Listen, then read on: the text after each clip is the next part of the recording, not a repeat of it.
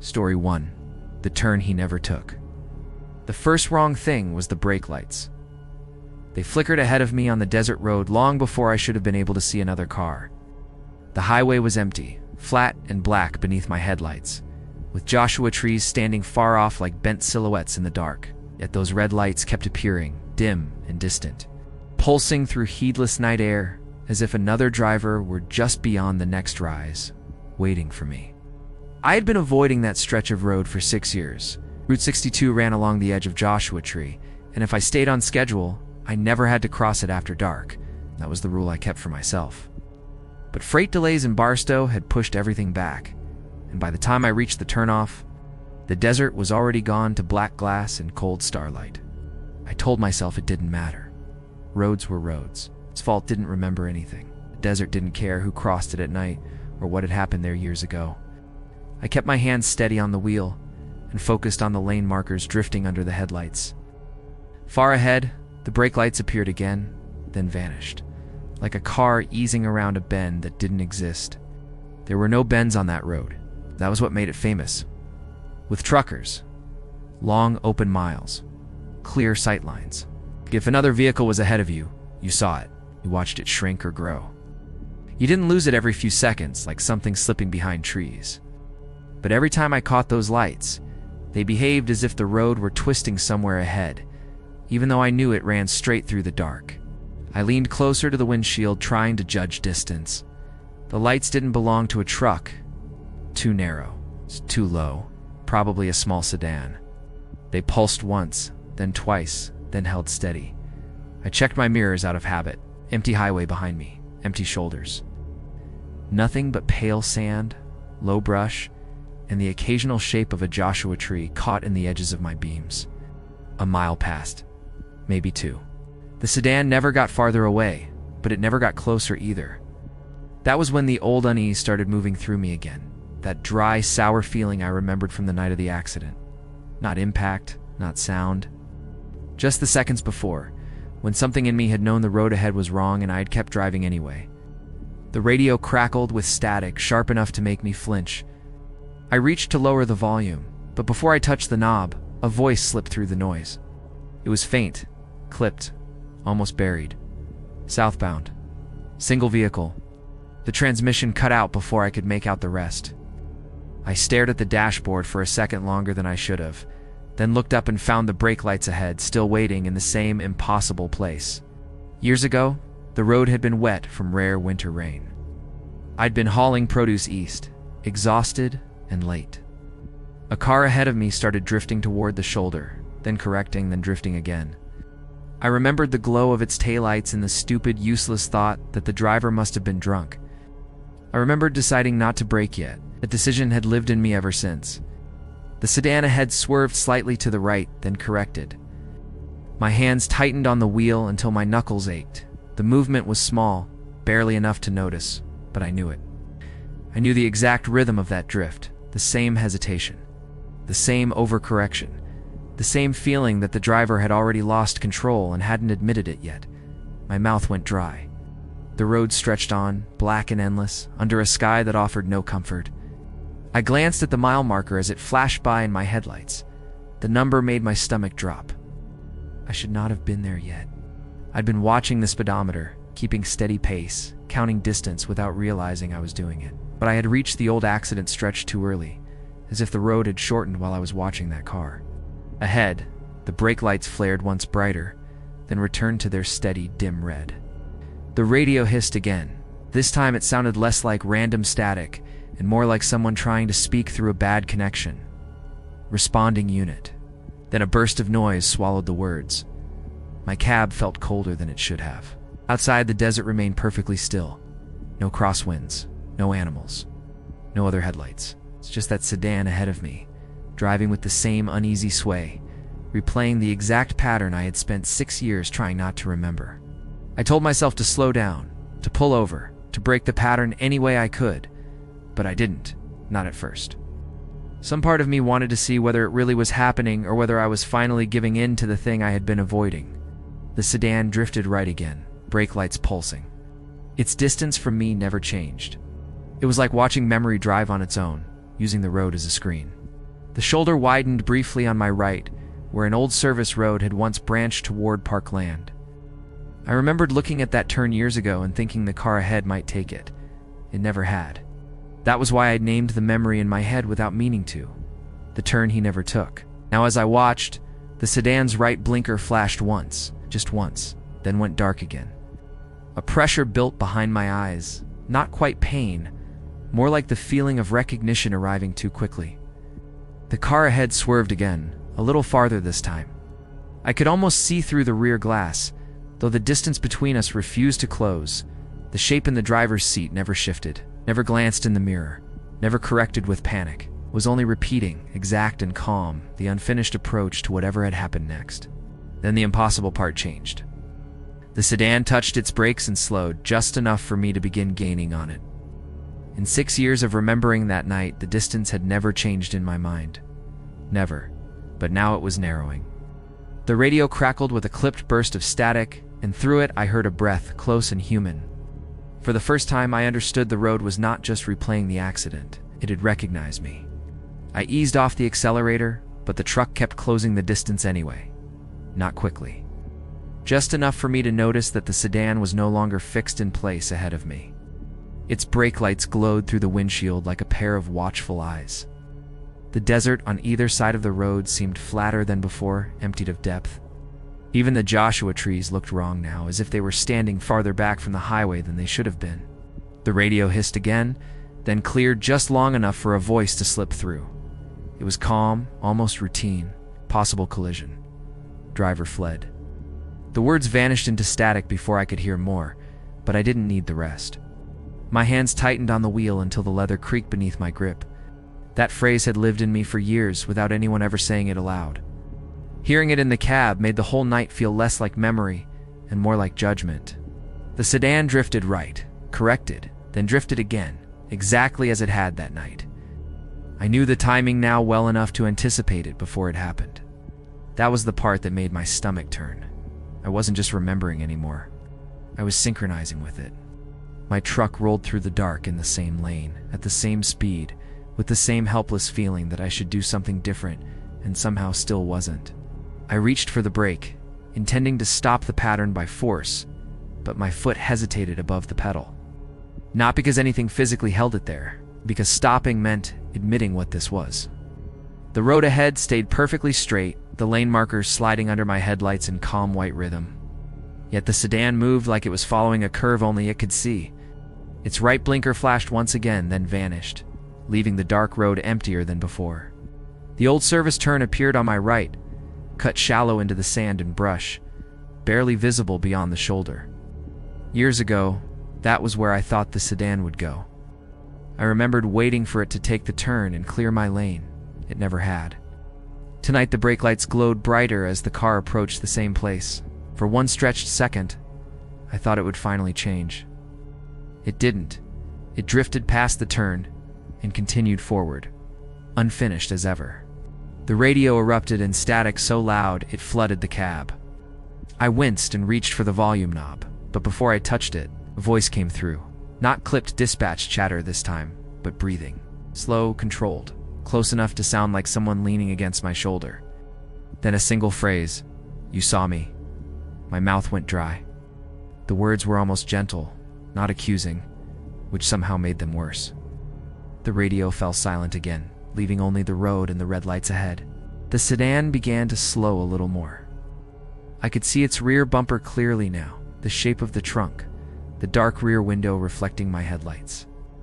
There should have been glare, distortion, something to keep me from seeing inside. Instead, the glass looked unnaturally clear, as if the night itself wanted me to look through it. A silhouette sat behind the wheel, motionless except for the slight sway of the car. The head never turned. The shoulders never shifted. I knew the next part before it happened. The sedan would drift right, overcorrect, and vanish from the road. That certainty had poisoned every thought I'd had about that night. But this time, the car didn't leave the lane immediately.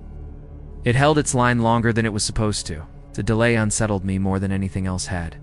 It meant the pattern wasn't fixed. Something in it had changed. Something was choosing to keep me beside it a little longer. The desert air outside looked thinner somehow, brittle and washed pale in the headlights. The shoulders on both sides of the road seemed wider than they should have been, flattening the world into a black ribbon running through white dust and dark trees. The sedan's right blinker came on again. Once, twice, then stayed dark. I realized I was whispering under my breath, telling it to turn, telling it to leave, telling it to do what it had failed to do the first time. Instead, the sedan slowed enough for me to draw almost parallel with it. I should not have been able to do that on a 2-lane road without crossing the center line. But the lane beside it seemed to widen in the dark, giving the truck room that did not exist. I looked over despite everything in me, resisting it. Through the side window, I saw the driver's profile, pale, still, eyes forward, one side of the face in shadow, as if lit by another night entirely. The face did not look damaged. That was what unsettled me most. No wounds, no spectacle, nothing dramatic enough to let me separate this from ordinary life.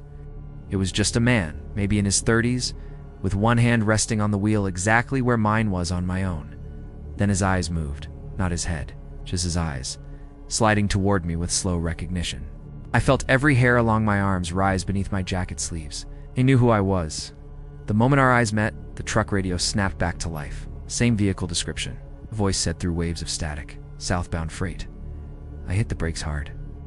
The trailer jerked behind me, and the tires screamed across asphalt. For a second, I thought I'd lose control entirely, but the truck held the lane. When I looked right again, the sedan was already angling away from the road. Not sharply, not crashing, just drifting toward the dark shoulder, as if gravity had changed its mind. I did not follow it. That choice came faster than thought. Years ago, I had kept driving because panic was easier than responsibility. Tonight I kept driving because the thing leaving the road was no longer fully part of this world.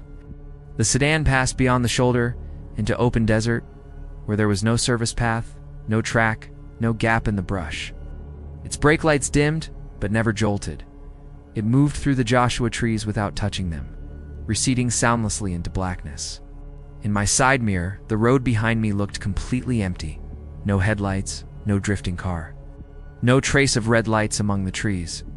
The radio gave one final burst of static, then settled into ordinary silence. I drove another mile before I trusted myself to breathe normally. The desert resumed its familiar shape around the highway flat shoulders, still trees, cold stars above the dark. Nothing moved except the truck and the pale ribbon of lane markers ahead.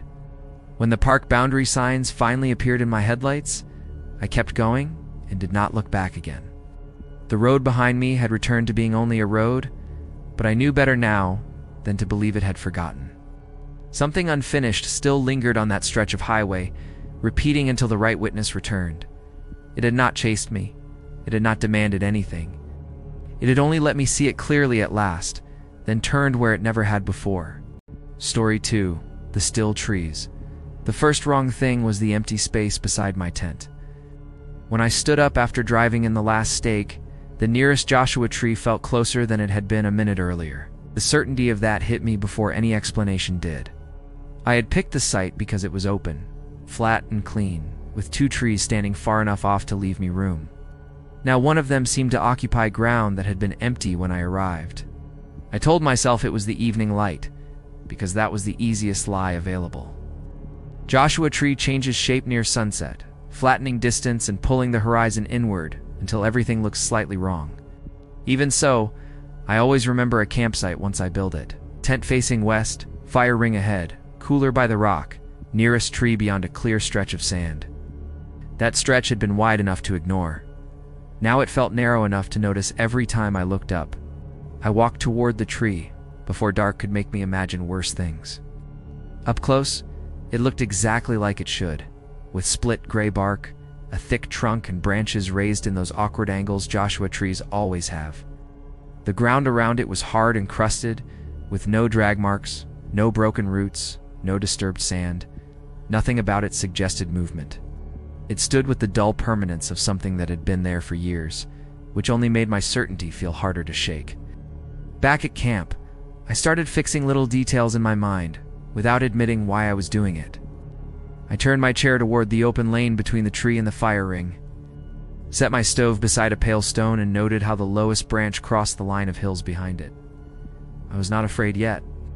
I only wanted a stable picture of the clearing before night made everything harder to judge. Instead, the more I focused on it, the less settled the place began to feel. After sunset, I kept glancing up for my food as if I expected to catch something in the act. Every time I looked directly at the tree, it was completely still, black against the fading sky, giving me nothing I could point to as proof. The problem came just before recognition settled. Each time my eyes returned to it, there was a brief internal stumble, a feeling that the scene had been adjusted and then calmly presented again as normal. That hesitation lengthened every time I looked. I woke sometime during the night without knowing what had pulled me out of sleep. The desert was quiet, but not naturally quiet. It felt interrupted, as if a layer of ordinary sound had stopped and left an outline behind. I opened the tent and aimed my light at the tree. It stood exactly where I expected, rigid and harmless, and that steadied me for a moment. Then I looked down to work the zipper closed, and the unease returned before I even raised my head again. Morning did not fix the feeling. It sharpened it into something harder to dismiss. The tree now seemed slightly nearer to the fire ring than it had the night before. Not enough to prove anything, only enough to disturb the proportions of camp. What bothered me more was the shadow. One branch forked sharply upward, but the shadow on the sand bent softer and ended too soon. I stood there with coffee cooling in my hand, studying the ground longer than I studied the trunk casting it. I decided to test the space instead of trusting memory.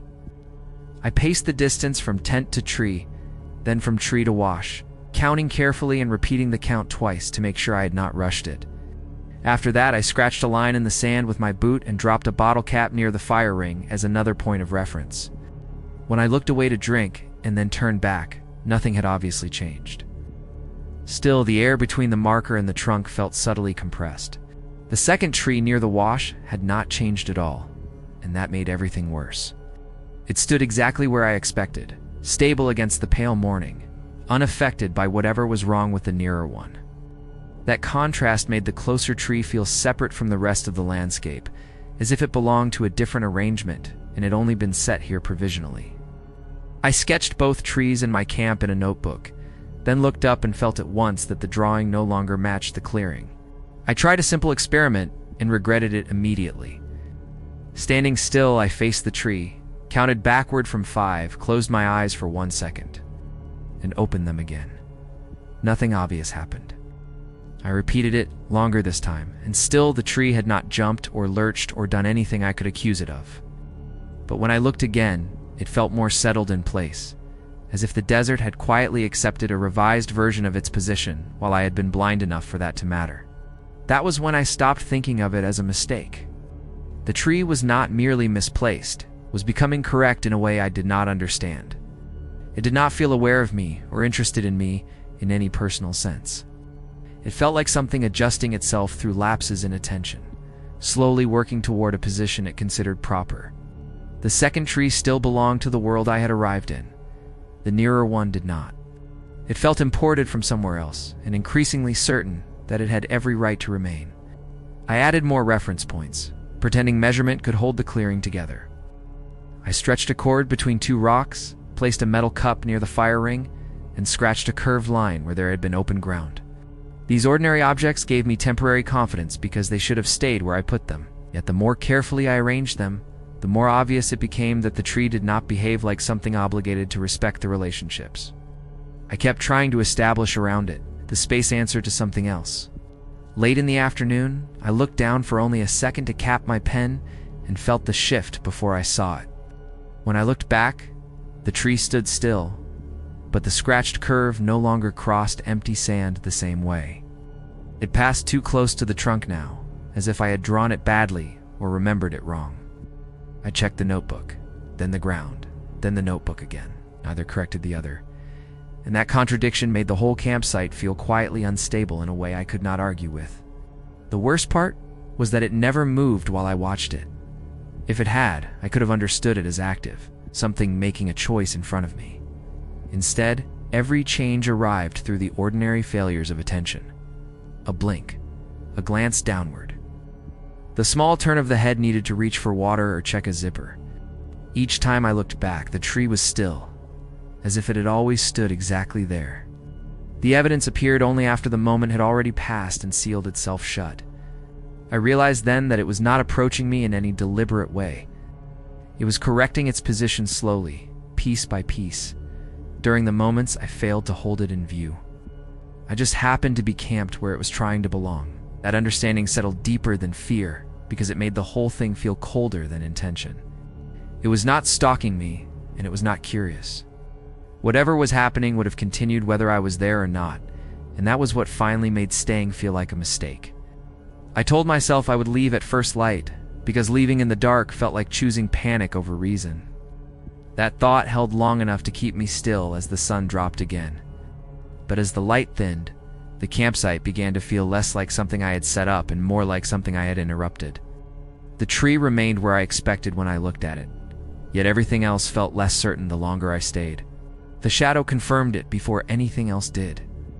I kept my lantern low and watched the ground instead of the branches. The tree above stayed fixed, but the shadow beneath it lagged when I shifted position, correcting itself a fraction of a second later. That delay repeated every time I moved, subtle enough to question, but too consistent to ignore once I noticed it happening again.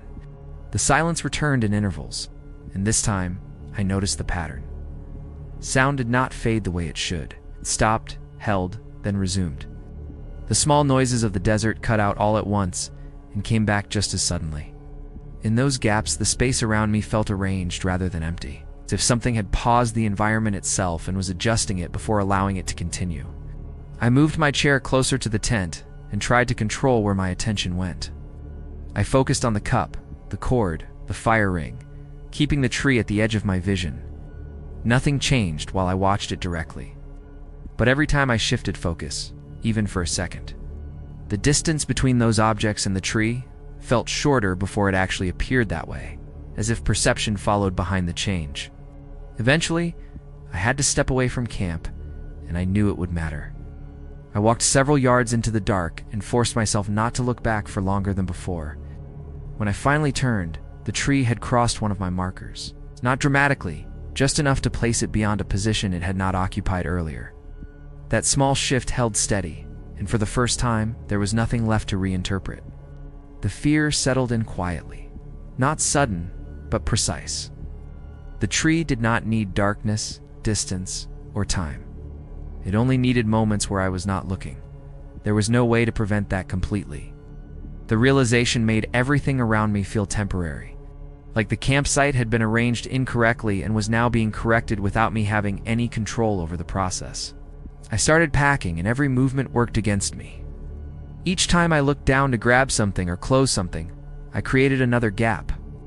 When I looked back, the tree was always still, but never in quite the same relationship to everything else.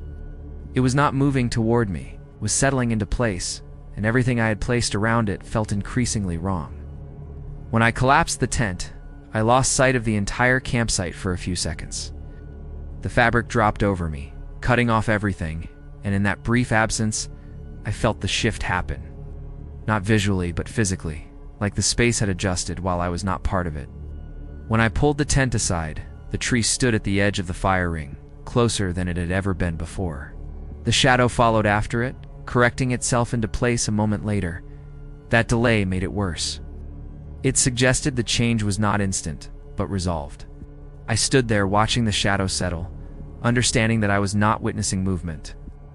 I was seeing something finish, as if the world needed a moment to accept the tree's new position after it had already been decided. I left what I could not carry and focused on getting out. I backed away at first, keeping the tree in view, then turned and walked forward before looking again. It never moved while I watched it, and that made it worse. Each time I looked back, it felt more complete, more central, as if the campsite had been arranged around it from the beginning. At the rise before the road, I had to look down to watch my footing. The ground there was uneven, and I needed a few seconds to move safely. When I looked back, the campsite no longer felt like mine. The tree stood at its center, and everything else looked misplaced, like temporary objects arranged incorrectly around something that had always belonged there. Dawn began to break, and the growing light made everything clearer in the worst way. The arrangement no longer looked wrong, it looked stable. The tree appeared as though it had always occupied that position, and the rest of the campsite felt like it had been set up in the wrong place from the beginning. That shift from wrong to correct unsettled me more than anything else. I reached the road and forced myself to keep moving until I saw my car. It sat where I had left it, unchanged, ordinary, and for a moment that felt like proof that something still made sense. I opened the door, set my pack inside, then turned back, needing one last look at the clearing from a distance before leaving it completely. There were 3 trees now.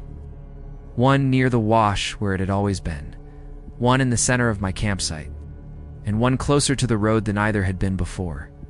I stared at them, trying to force my memory to match what I was seeing. But the arrangement felt complete, like it had always been that way, and I had only just noticed it. I got into the car without looking away and started the engine. As I drove forward, the nearest tree remained still, its branches fixed in that same rigid posture. I followed the road out at dawn, leaving before I had to look away again, for anything else could settle into place without me watching. Story 3. The campsite that stayed warm. The first wrong thing was the heat.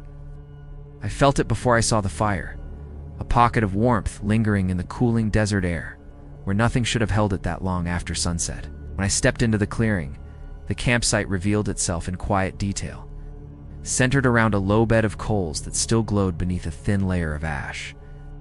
It looked recently used, but there was no one there, and the stillness around it felt held rather than empty.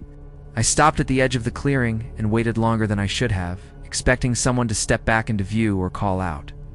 The fire was not dead. It breathed in slow pulses, lifting ash in small drifting motions that settled again without collapsing. Metal pots sat near the edge of the coals, angled slightly, as if it had just been moved moments ago. Nothing about the campsite suggested abandonment. It looked paused, like I had arrived in the middle of something unfinished. I called out once, then again, louder the second time, letting my voice carry into the open desert beyond the clearing. The sound flattened and disappeared without echo or return. No one answered. No movement came from the brush or rocks beyond the firelight. The only response was the faint crackle of the coals, too steady for a fire that should have been hours old. It felt like I had stepped into a moment that had been left running without anyone there to complete it. I moved closer, drawn by the heat more than anything else, as if it anchored the place in a way the rest of the clearing did not. The warmth reached me immediately, stronger than it should have been for something left unattended for that long. I crouched near the fire and held my hand over it. The heat was consistent, not fading, not fluctuating the way a dying fire should. It felt maintained, but there was no sign of fresh wood or any recent movement to explain it. The rest of the campsite made it worse the longer I looked at it. A bedroll lay unrolled beside the fire, its surface smooth and undisturbed, without creases or signs of use since it had been placed. A canteen stood upright near it, cap resting loosely on top instead of sealed. A pair of boots sat side by side near the edge of the clearing, positioned carefully rather than discarded. Everything looked used but not left behind, as if someone expected to return at any moment. I told myself whoever had set this up was nearby, just out of sight, moving through the brush or walking a short loop around the area. That explanation held for a moment, enough to settle the immediate unease in my chest. But the longer I stood there, the more the silence pressed inward, not empty, but waiting.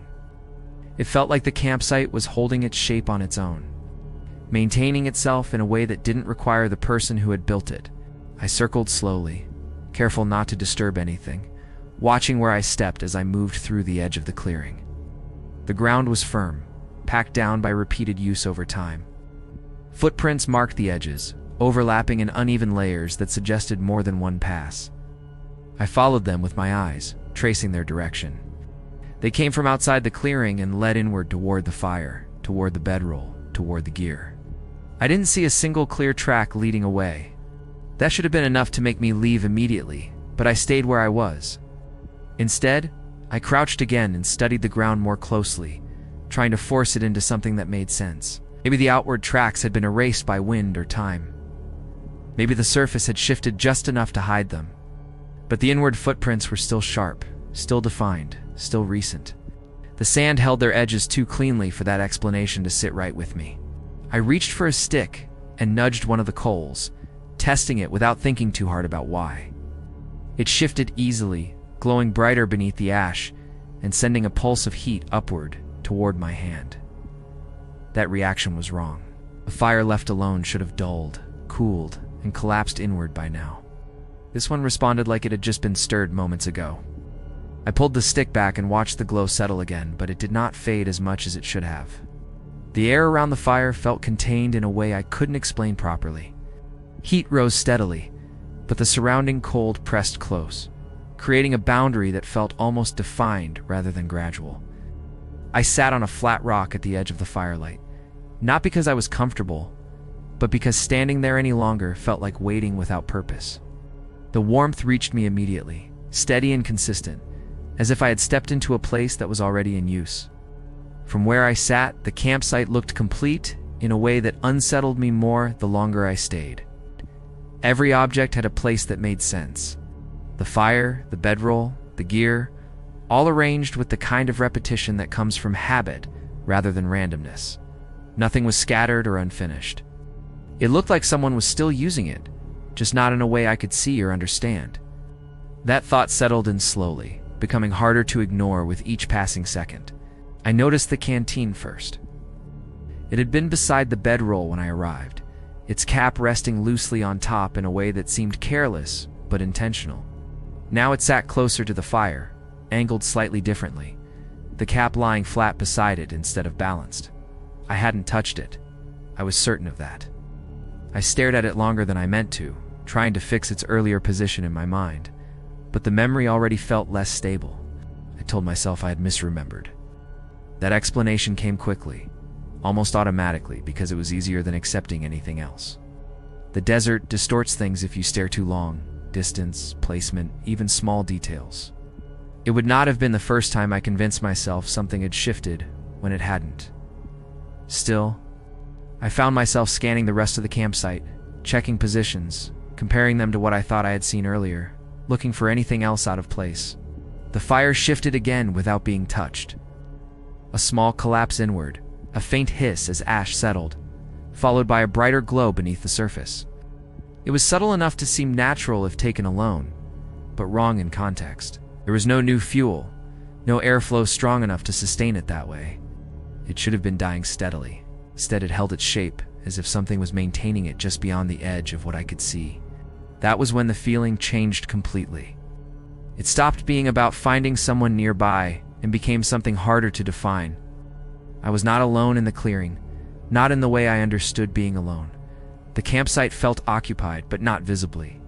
I was sitting inside something that had not ended yet, something that continued whether I acknowledged it or not. And for the first time, I wasn't sure if I had arrived too late or exactly at the wrong moment. I told myself I would leave at first light, because leaving in full dark felt like panic, and panic made mistakes. That thought kept me seated a little longer as the last color drained from the sky, and the clearing settled into firelight and shadow. But once the darkness fully took the desert, the campsite stopped feeling like something I had found, and started feeling like something I had interrupted. The fire remained steady. The warmth never dropped. Nothing in the clearing looked unfinished or forgotten. The first sound came from just beyond the reach of the light. It was small enough to dismiss at first, faint scrape in the sand, then a pause, then the soft displacement of brush against itself. I turned toward it immediately, but nothing moved where I was looking. The darkness beyond the clearing remained still and depthless. Then the sound came again from somewhere slightly farther right, not louder, just repositioned, as if whatever made it had adjusted the moment I tried to pin it down. I stayed still and listened more carefully. The fire gave off a quiet crackle, controlled and even, the kind of sound a tended fire makes rather than a dying one. Beyond that came another step, then another, measured and light, circling the edge of the clearing without crossing into the firelight. It did not rush, and it did not hesitate. The movement felt deliberate, almost respectful, like something keeping to a boundary that mattered more to it than it did to me. I turned slowly on the rock, trying to follow the path of the sound without losing track of the clearing itself. Each time I thought I had fixed the direction, it seemed to shift just outside that line. The firelight held its circular edge so clearly that it felt less like illumination and more like a border. Inside it, everything remained arranged and visible. Outside it, the dark seemed to absorb detail. The longer I watched, the less the campsite felt open, and the more it felt enclosed by attention. I reached for my bag and dragged it closer to my leg, and not because I had decided to leave yet, but because I wanted something solid beside me. As I leaned nearer to the coals, they brightened beneath the ash without my touching them. Heat pushed upward in a steady wave and warmed my hands, my knees, the front of my jacket. That response stopped me cold. The fire was not simply surviving. It was behaving as if my presence near it mattered, as if it recognized proximity and answered it. Then the sound stopped completely, and the silence that followed felt heavier than anything I had heard yet. It did not feel empty. It felt occupied. I kept my eyes on the edge of the clearing, waiting for something to break through the brush or step into the light far enough to become visible. Nothing did, but the certainty remained. Whatever had been circling the campsite had not gone anywhere. It had only gone still, and that stillness carried the same quiet intent I had already begun to feel in everything else. I looked down for a moment to check the zipper on my pack, and when I looked back, the bedroll had changed position. It had not shifted far, only enough for one corner to sit closer to the fire than it had before. But I knew at once that it had not been like that. I stared at it, waiting for uncertainty to soften the feeling, but it didn't. The realization came with a strange calm. Something in the clearing had moved, and it had done so during a moment too small to defend. The fire settled inward with a faint hiss, and then brightened again, deeper under the ash than any dying coals should have. That glow held too long. It didn't flare and fade. It steadied itself, as if some careful hand had just nudged the bed of coals into better contact. I found myself staring into the center of it, half expecting to see the imprint of a poker or a stick. There was nothing there except heat, ash, and the growing certainty that the fire was being maintained without being touched. I stood up because staying seated had begun to feel like consent. The moment I rose, a step sounded behind me beyond the firelight. It's close enough this time that I felt my shoulders locked before I turned. Nothing visible crossed the clearing. The brush remained black and still. Yet as I pivoted, another step answered from farther left, keeping the same distance from me as the first one had. It was not rushing me or driving me anywhere. It was simply matching the fact that I had stood. That was when the real understanding settled in, and once it did, it made every earlier detail line up with a terrible kind of order. The campsite was not abandoned, was occupied in a way I could not see, still in use, still arranged around an owner who had never actually left it. The fire, the bedroll, the boots, the canteen, the inward-leading footprints, all of it belonged to a presence that continued just beyond confirmation. I had not discovered an empty place. I had stepped into someone else's evening. I started packing with both hands, moving faster than my thoughts. Every sound I made felt too loud, every zipper and buckle carrying farther than it should into the dark around the clearing. The noises outside the light adjusted with me, never advancing, never retreating, just maintaining that same distance beyond visibility. More than once I had the feeling that something had moved between me and the boots, or between me and the bedroll. During the half-second I glanced into my bag, nothing looked different until I checked twice. When I reached for the canteen, it was no longer beside the bedroll where I remembered it. It sat closer to the fire now, upright and slightly turned. And the cap that had lain beside it earlier was back on top, as if someone had set it there carefully. I stopped moving altogether. The sight of that small correction frightened me more than the footsteps had. It meant the campsite was not simply shifting around me. It was continuing itself, restoring its own order, while I was still inside it. The sounds came nearer then, not by much, but enough for me to hear the press of sand under weight instead of just the suggestion of motion and brush. They moved along the edge of the firelight with slow, even timing, close enough that I could imagine where the next step would fall without ever seeing it happen. I did not turn anymore. I kept packing, kept my eyes on the fire and my gear, and tried to avoid giving the darkness any more moments than absolutely necessary. I stepped out of the clearing just as dawn began to thin the horizon, and the temperature dropped at once, as if I had crossed out of a pocket that had been holding heat against the natural cold. I turned back only once. From a distance, the campsite looked complete again. The fire still glowed low and steady. The bedroll, the boots, the canteen, all of it seemed composed in a way that made my presence there feel impossible, like I had imagined my way into someone else's private routine for one wrong hour. I kept walking until the clearing disappeared behind rock and brush, and only then did the last part of it settle into place. The flat rock I had chosen without thinking, the one at the edge of the firelight where the warmth reached best, had never really felt like a seat I found. It had felt occupied from the moment I sat down. I had taken someone else's place beside a fire that never went out, and all night whatever belonged there had remained just outside the light, waiting for it back. Story 4. The sound beneath the sand. The first wrong thing was the vibration under my boots. I had stopped near the edge of the dry wash to drink water when a faint pulse rose through the soles of my shoes, steady enough that I felt it twice before I trusted it. At first I thought it was my balance settling after the hike, then I held completely still and the pulse continued beneath me, slow and calculated. The wash ahead looked pale, flat, and empty, but the ground under it carried movement the silent desert did not show. I stepped back from the wash and waited for the feeling to disappear. It didn't. There was a short delay, just long enough to make me think I had imagined it, and then the vibration returned beneath my new position. That delay made it worse. A tremor should pass through a place and leave it. This did not. It seemed to adjust, as if whatever moved below had noticed where I stopped. I looked across the wash for any visible cause, but the sand remained smooth and completely still. I crouched and pressed my palm against the sand. The movement was clearer through my hand than through my feet. A deep, slow shifting under the surface that didn't match anything I recognized from water, wind, or settling soil. It traveled in a line, then curved slightly, as though something long and heavy were changing direction underground. I jerked my hand back before I meant to. The pressure lingered in my fingers afterward, as though the sand had briefly carried something upward and let it brush against me. The wash stretched in both directions, wide and exposed, marked only by old tire impressions and the wind-shaped ripples that collect where water runs during storms. Ain't nothing moved above ground. No insects crossed the pale surface. No brush rattled. No dust lifted.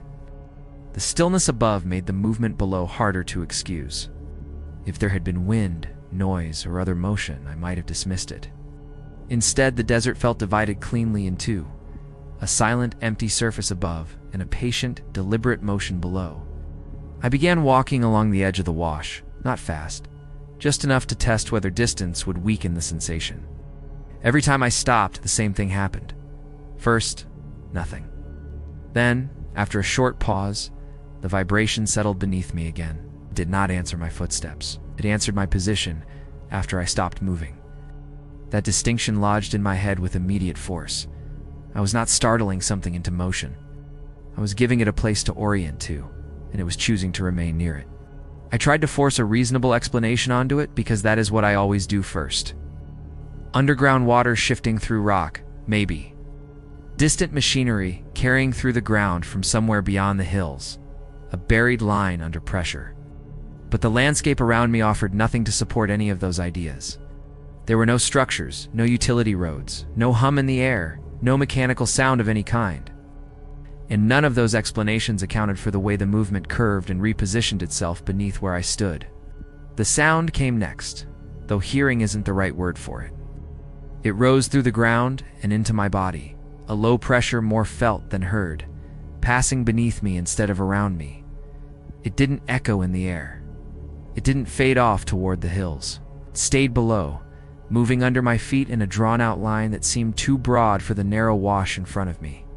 That was the moment the scale of it first pressed on me. It was larger than the space making it visible. I stepped onto a shelf of harder ground, half rock and half packed earth, and the sensation weakened enough to make me hopeful for a second. But it didn't disappear. It only grew less clear, as if the sand had been translating something that still existed beyond it.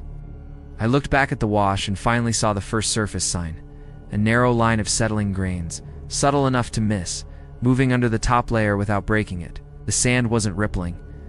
It was quietly adjusting around something passing below. Once I saw that line, I began noticing more. A shallow dip near the center of the wash sank by less than an inch, then steadied. A seam of darker sand shifted sideways without wind. Nothing rose, nothing surfaced. Whatever moved under there stayed contained, its passage marked only by these minor corrections in the ground. That restraint frightened me more than any obvious disturbance would have. A burrowing animal makes a mound. Snake leaves a track. This thing moved like the earth was expected to make room for it without complaint.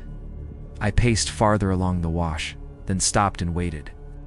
The pressure passed beneath me again, not directly under my boots this time, but in a broad arc that stayed just off-center, as if maintaining a conscious distance. When I moved, it moved. When I stopped, it settled into its new relation to me. It wasn't chasing me in any simple sense. It was circling, adjusting, describing a larger shape. I could only feel one section at a time. That realization made the open desert suddenly feel too small for what it contained. I knelt again and pressed both hands flat into the sand. The vibration spread across my palms and wrists in a way that made it impossible to keep pretending this was minor.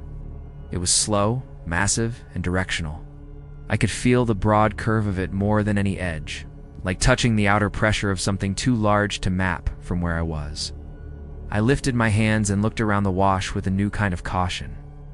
I was standing above part of a larger body in motion.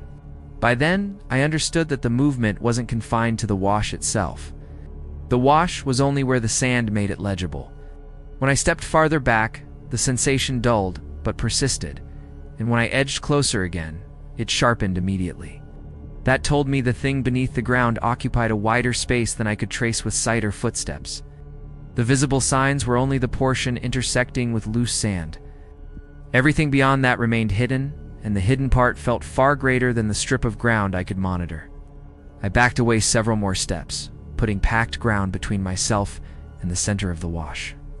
The vibration weakened slightly, but did not disappear. It remained present, duller through harder earth, but still directional, still able to resolve itself beneath me after that same measured pause. That meant it was not limited to one strip of sand. It occupied a wider space and moved within it freely. The wash did not contain it. The wash only betrayed it, showing enough to make the hidden mass more frightening. The pressure shifted again and passed beneath me in a slow arc, this time staying just off-center instead of crossing directly under my feet.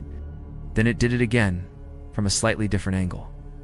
The pattern was too consistent to call random, circling, maintaining distance, adjusting the curve each time I changed position. I stood there watching the empty wash while something enormous described my location from underneath it. There was no sign of urgency in the movement. If anything, what made it unbearable was the patience built into it. That was when unease turned into something heavier and more exact. Whatever was beneath the sand was not simply moving through the area. It was aware of position, of space, of where I stood in relation to it. It circled without surfacing, without breaking the ground, and without leaving. I understood then that I was not just observing a strange natural phenomenon from a safe distance. I was standing inside the area it had chosen to move through, and it was choosing, again and again, to keep me near the center of it. I started uphill toward a low spread of black rock above the wash because it was the only solid ground in sight. The moment I committed to that direction, the pressure beneath me changed with me. It didn't rush or surge. It widened into a slower curve, staying below and slightly behind, then settling again whenever I paused. That patience made it worse. It was not charging. It was keeping pace with a calm that felt older than any instinct I understood. The slope above the wash was harder packed, a mix of crusted dirt, grit, and scattered stone that should have broken the sensation completely. Instead, it only changed the way I felt it. The vibration grew duller through my boots, but heavier in my chest, like standing above an engine too deep to hear clearly. I stopped once to test it, and after a few seconds, the pressure returned below me, as if more of it had to turn before it could align again. I looked back toward the wash, and finally saw a shape I could almost call a pattern. Several faint settling lines marked the sand in a rough arc, each one shallow enough to vanish unless I stared. They did not meet at a point. They described part of a curve too broad to take in all at once, disappearing beyond the bend on both sides. That glimpse of scale frightened me more than the vibration had. It suggested I was only feeling the nearest edge. I stopped moving to see what it would do if I gave it nothing to answer. The desert remained silent above ground. Then, after 3 slow breaths, the pressure returned beneath the slope, just below my boots. Not directly under me, but close enough to define where I stood. It stayed there, hovering below the crust in a slow arc, as if waiting for me to choose another place. I felt watched without eyes, tracked through stillness rather than movement, and that made the open slope feel enclosed. Ahead of me, the outcrop rose in low shelves, dark volcanic stone breaking through pale sand and uneven slabs.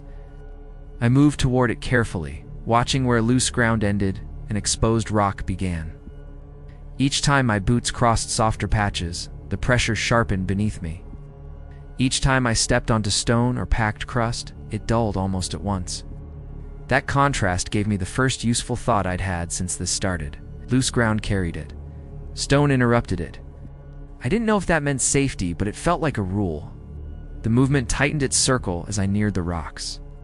It still never crossed directly beneath me, but the arcs grew narrower, their path more clearly centered on where I stood. Sand, a few yards downslope, settled in a shallow crescent, then steadied. Another section to my right shifted in nearly the same shape. It was as if something buried and impossibly broad were tracing the edge of my movement from below. Refusing to rise, refusing to leave, but adjusting constantly to keep me inside its attention. I forced myself not to run. Running on that kind of slope is how you twist an ankle or go down with both hands in sand, and the thought of falling onto loose ground made my stomach lock. So I climbed carefully, choosing each foothold while the movement below continued at its impossible pace. It never lunged. It never broke the surface. It simply remained present, shifting under the slope in large, controlled turns. The restraint itself became the horror. Anything frantic I could have understood. This felt methodical and beyond hurry. Halfway to the outcrop, I tested the idea forming in my head. I stepped onto a flat stone no bigger than a serving tray and held there without moving. The pressure receded at once, not gone, but reduced to the faintest residue in my heels. I stepped back onto sand and it returned after a short delay, heavy and unmistakable. I stepped onto the stone again, and it fell away.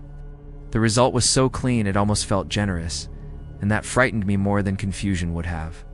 From then on, every patch of sand felt charged. I made for the outcrop with a care that bordered on ritual, choosing stone whenever I could, and quick-stepping across loose ground when I couldn't. Under those crossings, the pressure swelled each time, never touching me, never surfacing, but rising enough to hollow out my legs.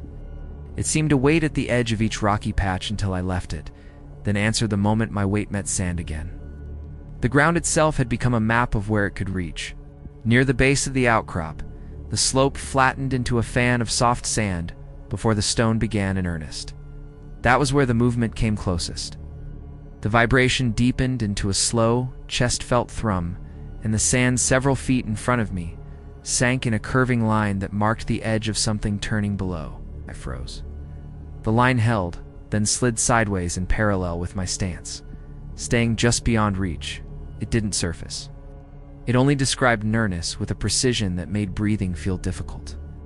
I climbed onto the lowest shelf of rock and stayed there, breathing harder than the short ascent should have required. The change was immediate and absolute. The vibration vanished from beneath my feet as if a switch had been cut. Not weakened. Gone, for several seconds.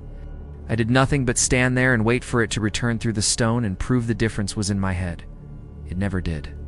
The silence in the rock felt clean in a way the desert had not felt clean since the first pulse. Then the sand below the shelf shifted, and that was worse. A shallow settling line formed along the base of the outcrop, tracing the edge where stone met loose ground. It moved left, then right, then completed a broad half-circle and stopped exactly at the boundary. Another line formed a few yards away and did the same. The pattern was too precise to misunderstand.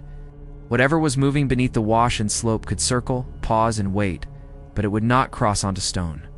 I tested it once, because fear does not stop people from doing stupid things when they think they see a rule. I lowered one boot off the shelf until the sole barely touched the sand. The pressure answered immediately, rising from below with a slow force I felt through leather and bone before I could shift any weight onto it. I jerked back onto the rock. The sensation stopped at once. Below me, the sand settled in a patient crescent along the edge of the outcrop, as if acknowledging the limit I had nearly ignored. From that stone shelf, I finally understood the shape of what had been happening, even if I never saw the thing itself. The arcs in the wash, the settling lines on the slope, the half circles along the outcrop all belonged to one broad orbit. It was not trying to surface. It was not trying to seize me. It was circling, massive and buried, defining my position through the ground, while keeping to whatever law held it beneath the sand. That made the desert feel governed by something older than terrain. I stayed on the rock while the light lowered and the shadows stretched across the wash, and all that time the movement held at the boundary without crossing it. Sometimes the sand shifted below me, sometimes to my left, sometimes in a slow curve to the right, but every line ended exactly where the stone began. Standing there, finally far enough from the sensation to understand it, I realized the buried thing had not stopped moving at all.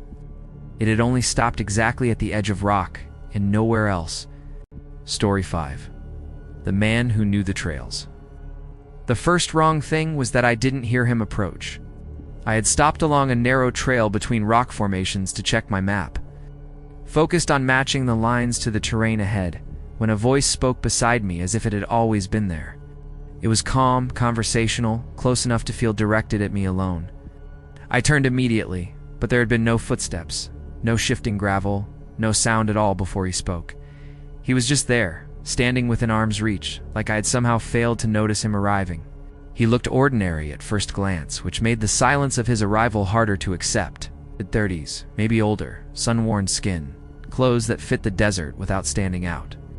Nothing about him suggested anything unusual except the way he held himself, still but not tense, like someone completely settled in a place that didn't need explaining. He glanced at my map without asking, then back at the trail ahead, as if he already knew exactly what I was trying to figure out before I had said a word. "You're off a little," he said, nodding toward the direction I had been studying. His tone wasn't correcting, just certain. "Trail bends earlier than you think. If you follow that line, you'll drift too far east." I looked from him to the terrain again, trying to match what he said with what I saw. The path ahead didn't show any obvious bend yet, just a slow incline through scattered rock and scrub. Still, something in the way he said it made me hesitate, like he wasn't guessing. I asked him how far the bend was, mostly to ground the conversation in something normal. He didn't check anything, didn't look around, just answered immediately. 2 minutes, maybe less, depending how fast you walk. The precision of it stood out. Most people estimate distance loosely out here. Didn't. He spoke like he had already walked that exact stretch recently, like he could measure it without needing to think about it. The confidence in that answer stayed with me longer than the words themselves. We started walking together without deciding to. Felt like the natural thing to do, as if the conversation had already placed us on the same path. He stayed slightly ahead, not leading, but always just far enough forward that I could see where he stepped. The trail remained quiet under our feet. My boots shifted loose gravel and dust, the way they always did. His steps made no sound at all. At first I thought I just wasn't paying attention. Then I started listening for it and still heard nothing. The bend came exactly when he said it would.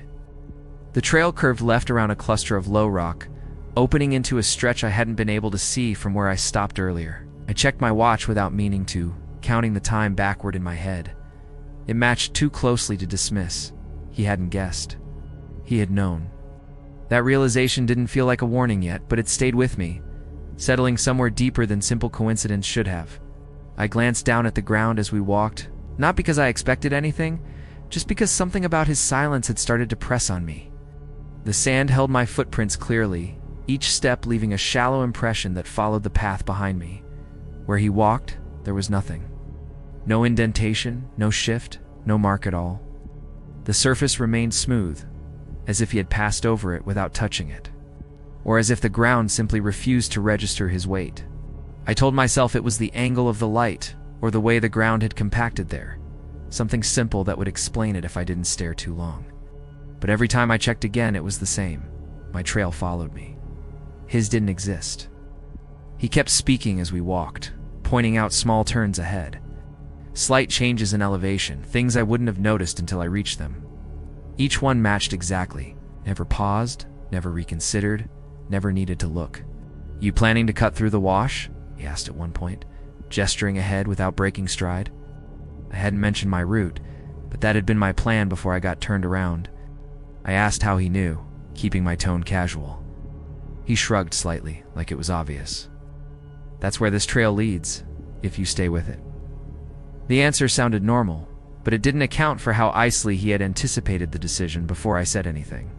The trail narrowed as we moved deeper between the rock formations, the open desert behind us fading into a quieter, more enclosed stretch. The air felt still in a different way there, not empty, but held. He moved through it without hesitation, never slowing, never checking where he placed his feet. I followed because everything he had said so far had been correct. That was what kept me there more than anything else. Accuracy builds trust faster than anything else, even when it shouldn't. He started mentioning landmarks as we walked, not the ones on my map, but older ones, or at least that was how they sounded. There used to be a split oak up ahead, he said at one point. Lightning took it down, but the base should still be there. When we reached the spot, there was nothing but bare ground and scattered stone. No stump, no sign of a tree ever having been there. He didn't react to that absence. He spoke as if the landmark still existed. I asked him how often he came out here, trying to place him within something normal. Long enough, he said, not looking back. Long enough to know where everything used to be. The phrasing caught my attention more than the answer itself. Used to be. Not is. He continued describing the trail ahead in the same way, referencing turns and features that didn't appear when we reached them. Yet the direction was always correct. The path still went where he said it would, even if the markers didn't match. We crossed a shallow stretch of sand that should have made any footprints obvious. Mine appeared instantly, each step leaving a clear mark behind me. His did not. I slowed slightly, watching more closely, waiting for some sign that I had missed something before. There was nothing. He moved across the sand without disturbing it at all. The surface remained smooth where he had just walked, as if his presence didn't register in the same way mine did. I considered stopping, asking him directly about it, forcing the conversation into something that made sense. But nothing in his behavior invited that kind of question. He wasn't evasive. He wasn't threatening. If anything, he felt helpful, steady, almost routine. That made it harder to challenge what I was seeing. Everything about him worked except for the parts that didn't, and those parts were just subtle enough to stay just outside anything I could comfortably confront. We reached a rise that opened into a wider view of the terrain ahead, and he slowed for the first time. "You'll see the main trail from here," he said, pointing slightly to the right. I followed his gesture and spotted the faint line cutting across the open ground in the distance. It matched where I'd been trying to go all along. When I looked back to say something, he was already facing forward again, as if the confirmation mattered less to him than the direction itself. From the rise, the trail ahead looked simple enough that I should have felt relieved. Instead, the relief never fully arrived, lingering just out of reach in a way that made me more aware of everything else. He had been right to many times, and not in the vague way experienced hikers often are. Every turn, every incline, every hidden stretch had appeared exactly where he said it would. But the landmarks he used to describe them belonged to a version of the park I couldn't see, one that felt layered beneath the present terrain. He pointed toward a notch between two rock piles and told me the main trail would cut across there before angling west. Then he added, almost absently, there used to be a rail fence at the turn. You could see it from a long way off before the boards warped. There was no fence when we reached the notch, not even broken posts, just open ground, and scrub worn flat by time. Still, the trail bent west exactly where he said it would. The directions were perfect, but the world attached to them felt incomplete. I asked him if he camped out here, hoping that would pull him back into something ordinary and easier to understand. He gave a small shrug and said, "Sometimes I stayed farther in than most people liked. The phrasing bothered me for reasons I couldn't pin down at first. Stayed, not stay. Liked, not liked." Everything in the way he spoke felt slightly offset from the present, as if the landscape we were crossing had already settled into memory for him, even while we were still moving through it in real time. We passed another broad patch of sand, and I watched his feet openly this time, no longer pretending I wasn't checking. Mine left clear prints, each step pressing into the surface and holding shape behind me. His left nothing at all, walked no differently because of my attention. No hesitation, no change in pace, no sign that he knew what I was noticing. The sand remained smooth where he had just crossed, untouched except for my own trail beside it, which suddenly felt like the only proof I existed there. He kept talking as if none of it mattered, as if the absence I was seeing didn't exist for him in any meaningful way. He mentioned an old water tank that had once stood past a set of boulders, at a ranger box farther west, where people used to pin notes beneath a loose flap of tin. None of those things appeared where he said they would, yet the route remained exact. He was mapping one place onto another, and both maps led through the same terrain, overlapping without fully matching. The trail widened, then split around a low rise. And I hesitated without meaning to, caught between following instinct and trusting him. Before I could speak, he said, "Left side washed out after heavy rain. Take the right." His tone was so immediate that I obeyed before thinking. The left branch did narrow into a rougher line several yards ahead, but not enough to explain his certainty from where we stood. He knew the trail too precisely, too early, as if he had walked this exact exit route enough times to memorize every version of it. I asked his name then, trying to anchor him to something solid, something that existed outside the shifting sense of place around us. He answered without hesitation, but so quietly that I almost thought I had misheard it the first time. The name meant nothing to me in the moment. It sounded plain, old-fashioned, the kind of name I could imagine written in fading ink on a trail register or carved lightly into weathered wood. I repeated it once to be sure, and he nodded without turning, as if it wasn't important to confirm. Not long after that, he slowed and looked toward a stand of Joshua trees ahead, his gaze settling there longer than anywhere else. "The old back route cuts through there," he said. "Don't use it. It closes in and makes the distance feel wrong." The warning came without urgency, but it carried a familiarity that unsettled me more than anything else he had said. He didn't sound like he was giving advice. He sounded like he was recalling something that had already happened too many times to ignore. The closer we came to the main trail, the quieter I became. Not because I had nothing to say, but because the questions forming in my head no longer felt safe to ask out loud. He didn't seem to need conversation, just kept giving the next turn before I reached it, the next marker before it appeared, the next correction before I realized I needed one. More than once I thought about stopping and letting him walk on alone, just to see what would happen. I never did. At last, the main trail appeared ahead exactly where he said it would, broader and more defined than the path we had followed to reach it, cutting clean across the open ground. Relief hit me hard enough that I almost laughed, but it didn't last long. He nodded once when he saw I recognized it. "That'll take you out clean," he said. "Stay with it, and don't cut toward the washes, even if it looks shorter." His voice remained calm, almost routine, like someone repeating instructions they had given before. I turned toward him, ready to thank him properly. Maybe ask one last question before we parted. Something that would make sense of everything. He was standing only a few feet away, close enough that I should have heard even the smallest movement from him if he shifted. I glanced down for 1 second at the trail in front of me just to fix the line I needed to follow, and when I looked back, he was gone, not walking away, not farther down the path. Gone in the clean, impossible way a sound cuts off. I stood there listening, waiting for something to explain what had just happened. Some delayed noise or movement that would turn it into something normal. Nothing came. No crunch of gravel, no brush shifting, no retreating footsteps fading into the distance. The trail behind me lay open and still between the rocks.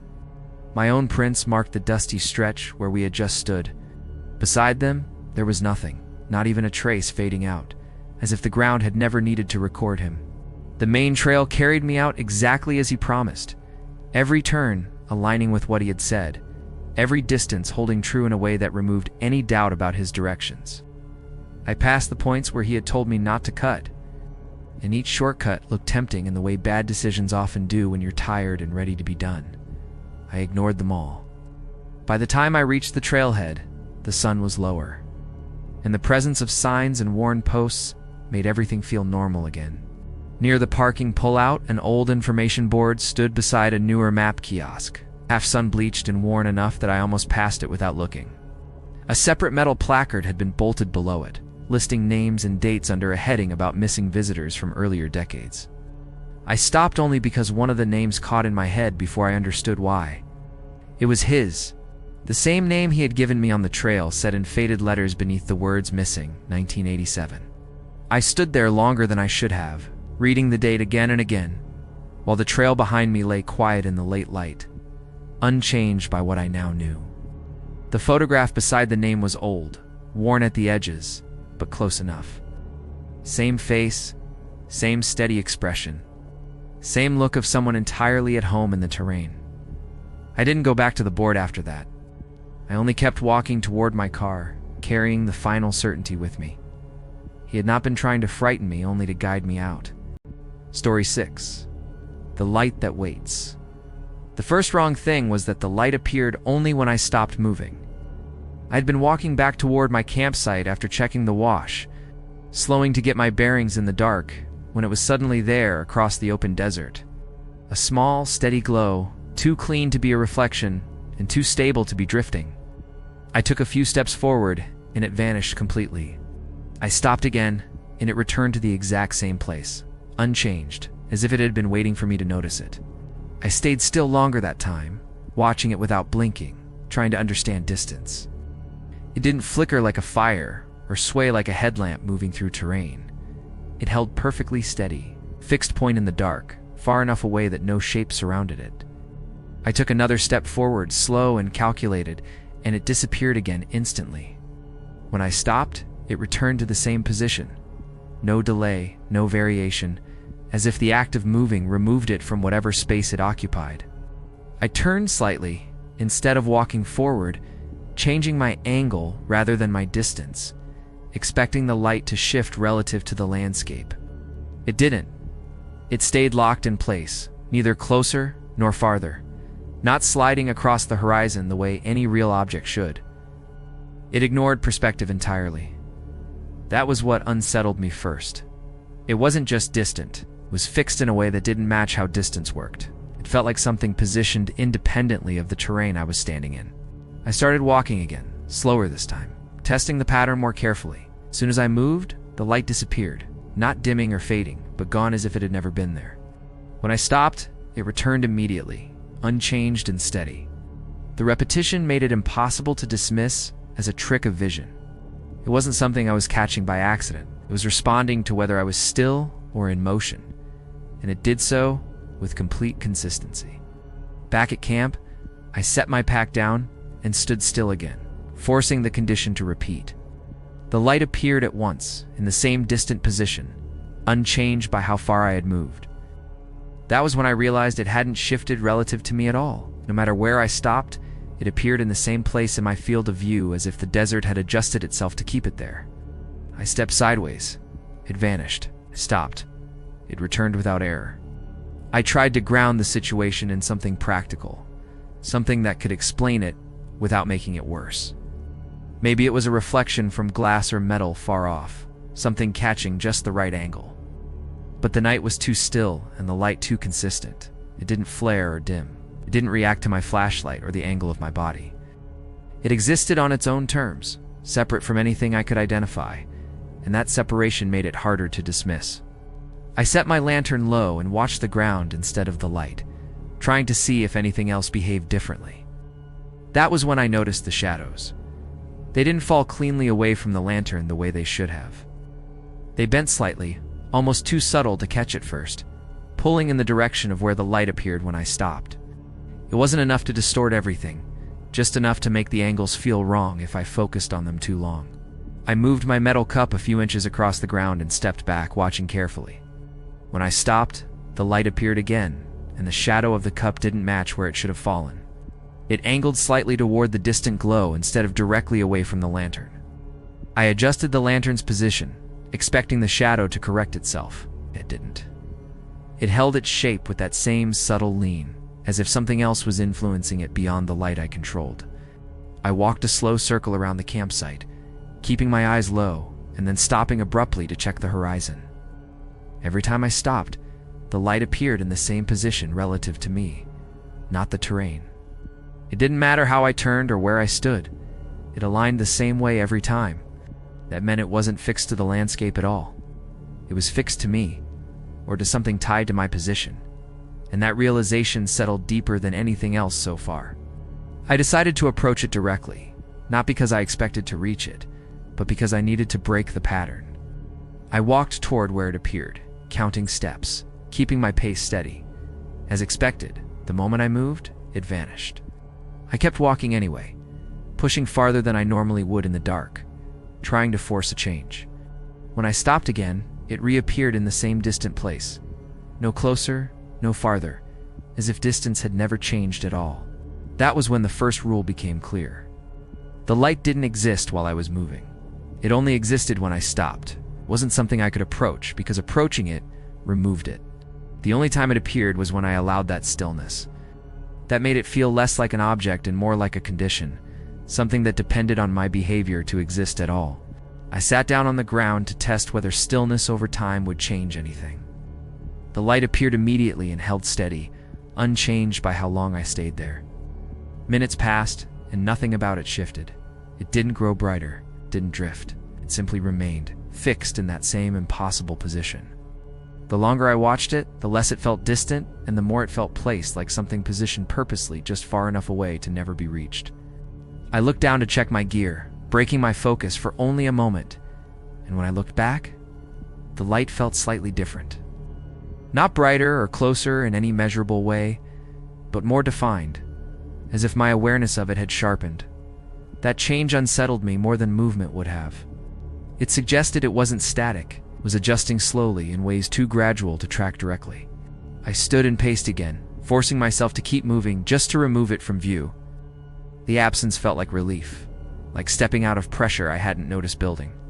But every time I stopped, even for a second, it returned, steady and waiting.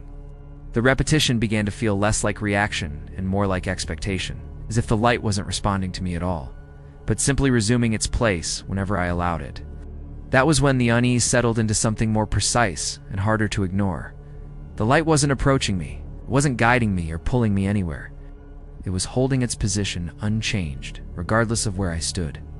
The only thing that changed was when I could see it. It existed when I stopped and disappeared when I moved. And the longer I stayed still, the more it felt like it wasn't just there to be seen. It was there to wait.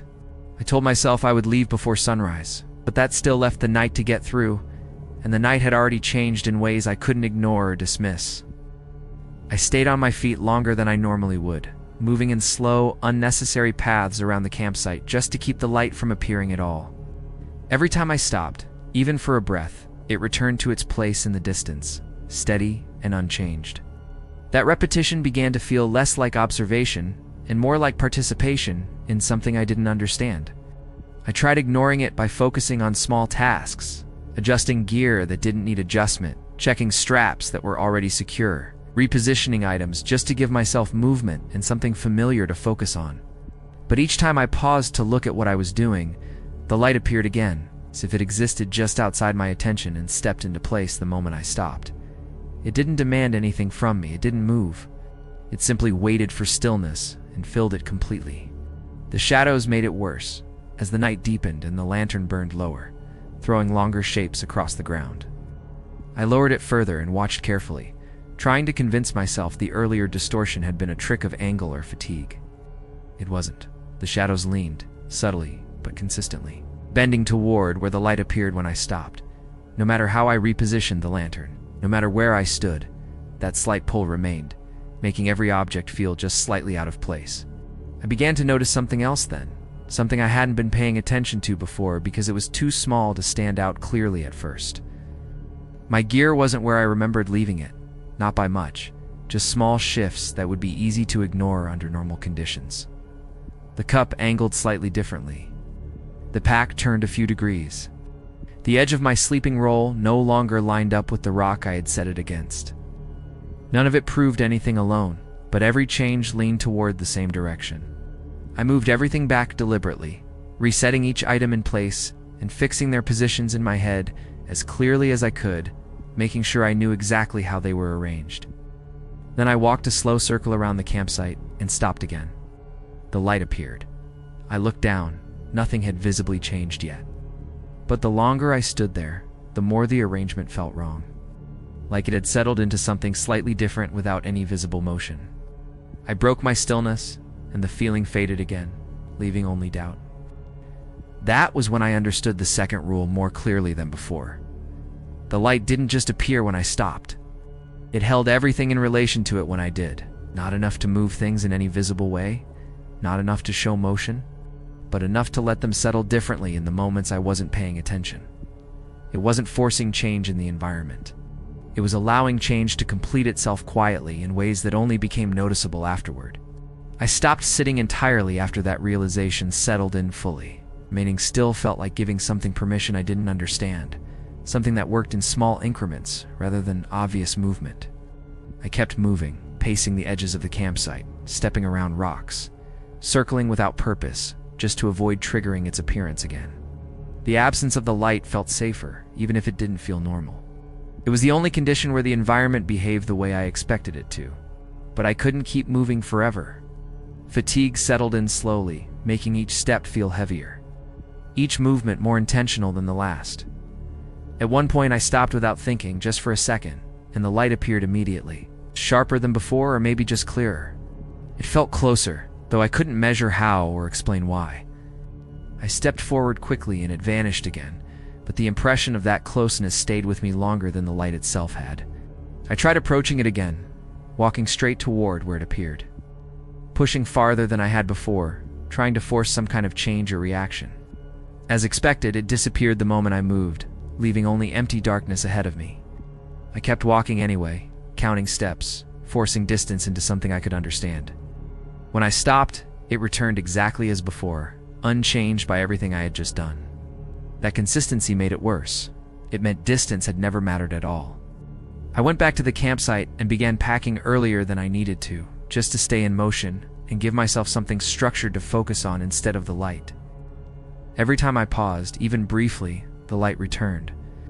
Each time it felt slightly more present, not brighter or larger, but harder to ignore, harder to dismiss as something distant or separate from me. The shadows leaned more noticeably. The objects around me felt less stable. I kept moving, even when there was nothing left to pack. By the time the horizon began to lighten, I was already moving away from the campsite, leaving before I had to stop and think about what staying meant. The moment I committed to leaving, something in me settled slightly. Movement kept the light away. Movement kept everything normal. I stayed on the trail and didn't look back, focusing only on keeping my pace steady and uninterrupted, as if stopping now would undo everything I had managed to avoid. The desert felt different in motion, more stable, more predictable, as if the act of walking restored the world to something familiar again. The ground behaved normally under my feet. The air felt open again. The absence of the light gave me something close to control, even if I didn't understand what I had been dealing with. I didn't stop, not even to adjust my pack, not even to confirm direction. I kept moving because stopping no longer felt like rest or safety. The sky grew brighter, and the shapes of the landscape became clearer, grounding everything back into something recognizable and easier to trust. I told myself it was over, that whatever had happened was limited to the night and the stillness I had allowed. That thought held as long as I kept walking, as long as I didn't give the space around me the stillness it needed to return. The light belonged to the night. That was what I told myself, even if I wasn't fully convinced. I slowed near a bend in the trail without realizing it, my pace braking just enough for me to stop for a moment and check the path ahead. It happened before I could think about it. Stood still. The light appeared immediately. Not in the distance this time, not where it had always been. It was closer, not close enough to define, but close enough that the difference was undeniable. Pressing into my awareness with a weight that hadn't been there before. I didn't wait to measure it or confirm what I was seeing. I started walking again immediately, forcing movement back into place, refusing to give it another second of stillness. But the final realization stayed with me, even as the light disappeared again. It had never been fixed in the distance. It had only been holding its place, waiting for each moment I stopped, moving closer in ways too slow to notice, until it no longer needed to stay far away, until distance itself stopped protecting me. Story 7. The Missing Hour Trail. The first wrong thing was the sound coming back before I made it. I heard my own footsteps ahead of me on the trail, a faint crunch of gravel and sand just beyond the bend. Matching the rhythm I was about to step into, I slowed without meaning to, and the sound stopped before I did. When I took another step, it returned again ahead of me, not behind, not beside, but just out of sight. The trail itself remained empty, but the timing of it was off in a way I couldn't ignore. I told myself it was an echo, something bouncing off the rock formations that lined the trail.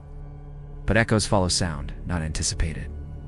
This didn't lag behind me. It came first like a preview of what I was about to do. I tested it by stopping abruptly. The sound cut off before my foot hit the ground.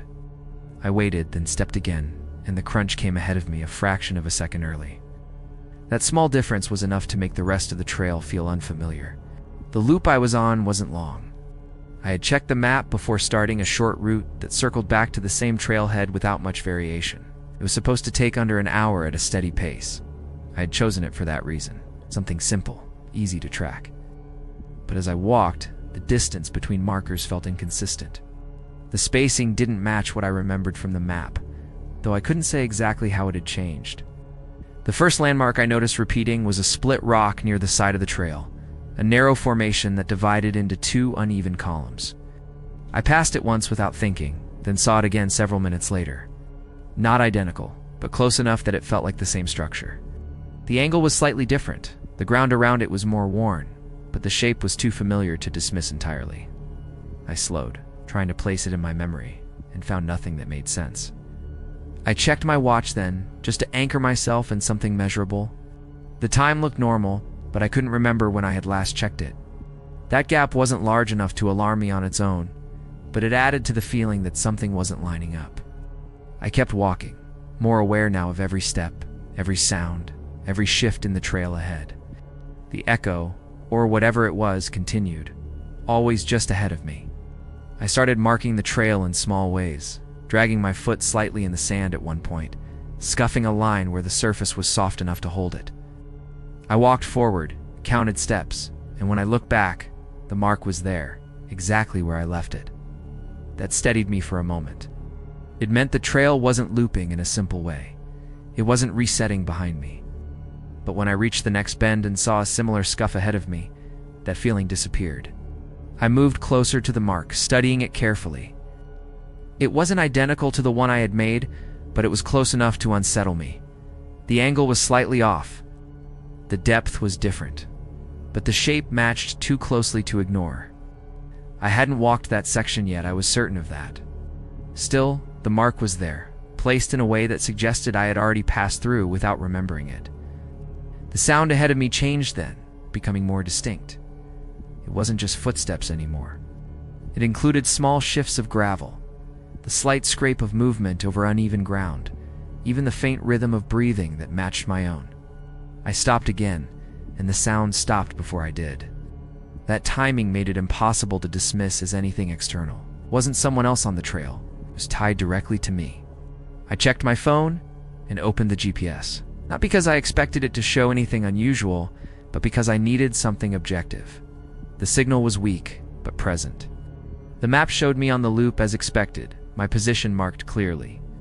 Nothing about it suggested I had gone off course. It should have reassured me. Instead, it made the trail feel less reliable, like the map was showing one version of the path, while I was walking another.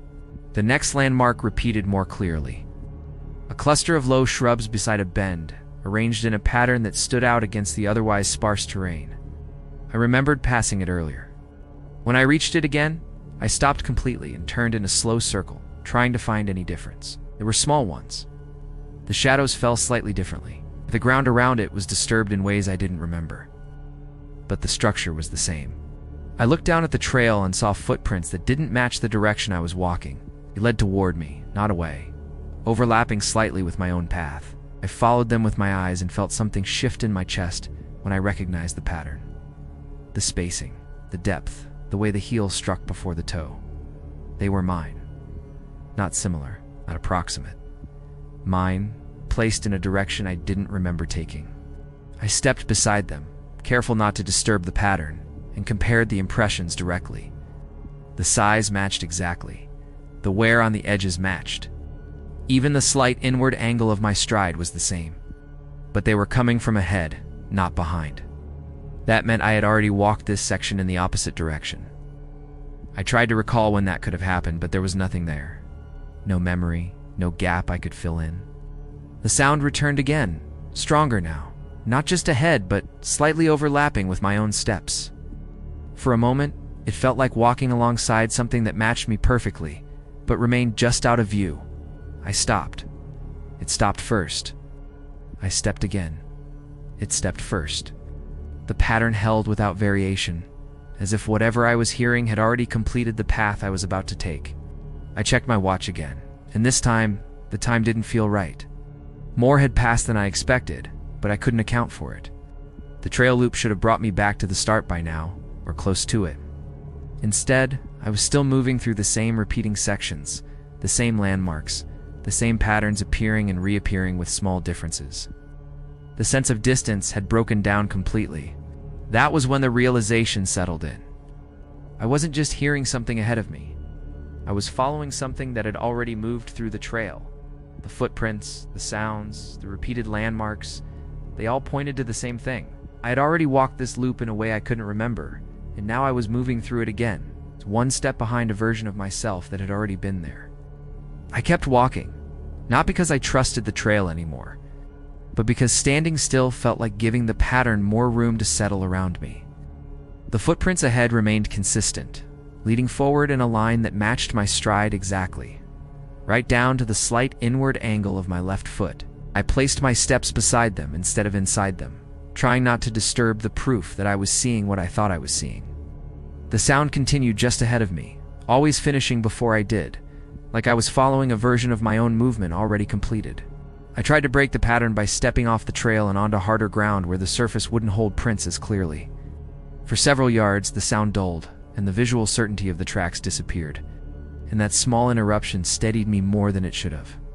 But when I stepped back onto the trail, the prints were there again ahead of me, continuing as if I had never left the path at all. They didn't show where I stepped off. They didn't show where I returned. They only showed the line forward, already finished. The landmarks began repeating more frequently after that, no longer spaced out enough to dismiss as coincidence or faulty memory. The split rock appeared again, this time with a slightly sharper break along one side. The shrubs followed, then the bend in the trail, then the low patch of gravel where my own step sound had first arrived before I made it. Each feature felt like a second copy of something I had already passed, but not an exact one. It was as if the trail was reusing its own pieces with minor corrections, making every familiar thing slightly less trustworthy. I checked my watch again, and the time had jumped farther ahead than it should have. The distance I remembered walking did not justify it, not even if I accounted for all the stops and all the moments I had stood frozen trying to understand what I was seeing. I tried to recall the last point where time had felt ordinary, where I had a clear sense of sequence, but the memory blurred the moment I reached for it. There was no obvious break, no dramatic missing section, just a quiet, featureless gap where certainty should have been.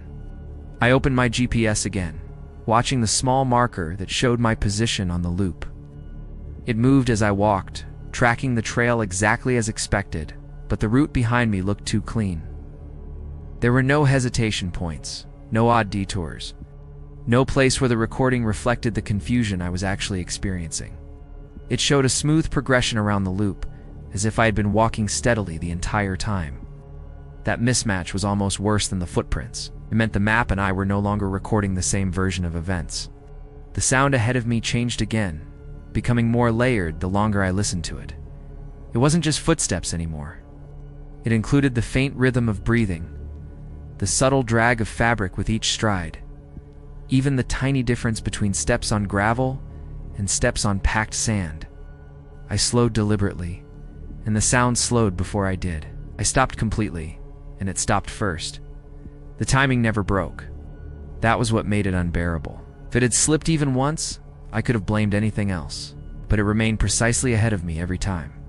I started counting my steps to impose some kind of structure onto what was happening. 10 steps, then stop. Each time, the sound ahead followed the same count, finishing just before I did, as if it already knew the measure I was trying to force onto the trail. I changed it 7 steps, pause, then 13. It matched that too. There was no lag, no error, no moment of correction. It was not reacting to me after the fact. Felt like it was already moving through the count before I completed it myself. The footprints changed slightly after that, becoming deeper and more defined, as if the ground had softened for the version of me that had passed through before I arrived. I crouched and compared them again to my own, trying to find any flaw in the match. There wasn't one. Same size, same tread. Same slight wear pattern near the outside edge of the heel, only the direction separated them from me. They continued to lead forward, unbroken and certain. I followed because turning around no longer felt like returning, felt like stepping deeper into something that had already happened. The trail itself began to feel narrower, not in physical width, but in the way it directed me. The edges seemed more defined. The open desert to either side felt less available, as if the loop was allowing fewer choices the farther I went. The repeated landmarks came closer together now, compressing distance in a way that made it hard to judge how far I had actually walked. I stopped thinking of it as a loop then. It felt more like a strip of trail folded over itself, layered in a way that allowed me to keep moving without truly leaving anything behind. I reached the split rock again, but this time it had changed enough to confirm that something was shifting beyond memory alone. The angle of the break was sharper, the ground around it was more disturbed, and the footprints passed directly through a patch I was certain had been firmer before. I stopped beside it, trying to hold the difference in my head long enough to make sense of it. The sound ahead stopped before I did, then waited in that awful fraction of stillness, as if expecting me to continue. I stepped forward again, following the prints, and the trail opened slightly ahead. For the first time since I noticed the pattern, something felt new instead of repeated. The ground beyond the bend looked unfamiliar, not because it was dramatic, but because it did not immediately map onto any earlier section I remembered crossing. That should have reassured me. Instead, it felt like I had reached a part of the trail I had already walked during the missing stretch, a section my mind had dropped entirely while my body kept going without me. The sound ahead continued, but now it felt closer in timing, not closer in distance. The gap between what I heard and what I did seemed smaller, as if I was catching up to it without ever fully closing the space. I tried to slow down to widen the gap again, but the rhythm adjusted with me. I sped up, and it sped up first. That was when the panic really started. Not because I thought something was in front of me, but because I could feel myself being matched by a sequence of actions that did not need me to perform them first. The trail curved once more, and when I followed it, I saw the trailhead ahead of me. The marker post, the open patch of compacted ground, the familiar arrangement of the starting point, all appeared at once. Ordinary in a way that felt almost violent after everything else. Relief hit fast enough to make my knees feel weak. I crossed the last stretch without stopping, almost afraid that if I slowed, the sound would return in front of me again. But the moment I entered the clearing, it cut off completely, leaving only the normal silence of the place. I checked my watch immediately. An hour had passed that I could not account for. The time did not match the distance I had walked, and it did not match the pace I remembered keeping. I opened my GPS again, this time looking harder at the path it had recorded instead of just the marker. The loop was there, but something else was layered over it. A section where the tracking line broke away from the marked route entirely, curving outward into an area I knew I had never consciously chosen to enter. The recorded path showed movement off the trail, deep into terrain, marked as restricted land, then looping back to the official route as if nothing unusual had happened. I stared at it until the screen dimmed, then brightened it again, and traced the line with my thumb. Trying to match it to anything I remembered seeing, there was nothing. No landmark, no turn, no image in my head that connected to that missing hour. I left the trail immediately after that, but what stayed with me wasn't just the lost time. It was the certainty that part of me had kept walking somewhere I never reached.